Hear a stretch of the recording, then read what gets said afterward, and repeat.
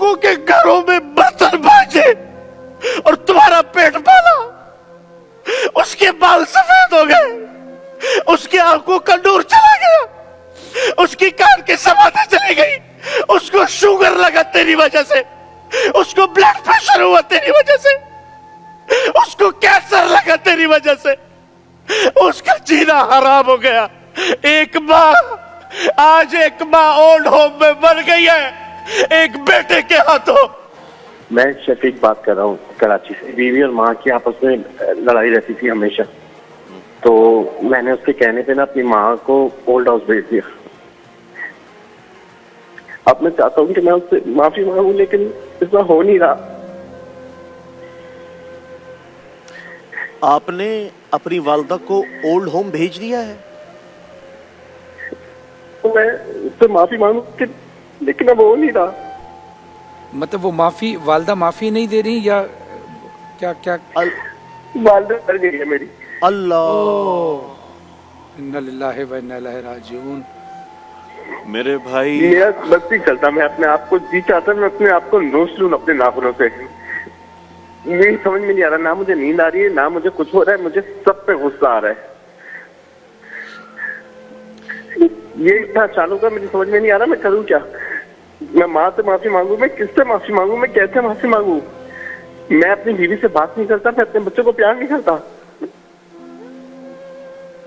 मेरे भाई, आपकी गुफ्तगू सुन के ना मेरा जिगर मुंह को आने के करीब है। वो एक आशिक ने ना, अल्लाह, आशिक था, उसको माशूक ने कहा था कि माँ का जिगर लाओगे तो तुमसे शादी करूंगी।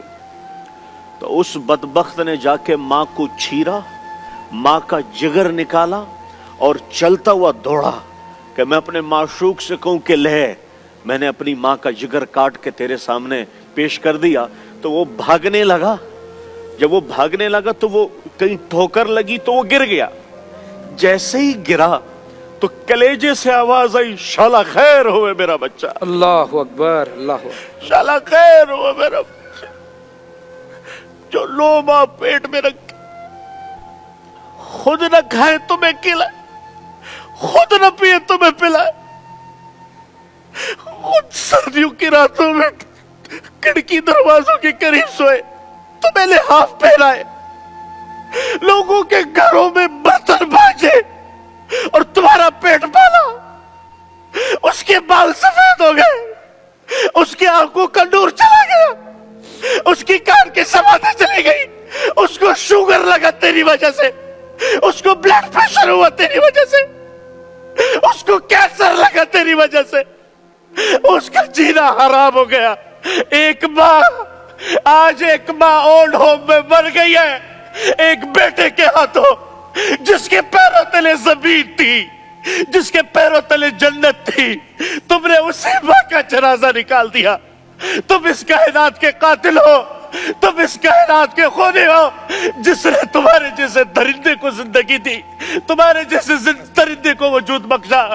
फरहान भाई, इस माशरे पे कयामत क्यों नहीं आएगी जहां माँ जैसी ममता को लोगों ने ओल्ड होम में बिठाया हुआ है? माँ जैसी ममता देख के भी ना देख रही हो तो मेरी आपसे गुजारिश है, उस अल्लाह से माफी मांगे, उसकी कब्र पे जाकर रोए कि ऐ माँ, मैं तुझसे आज भीख मांगता हूँ।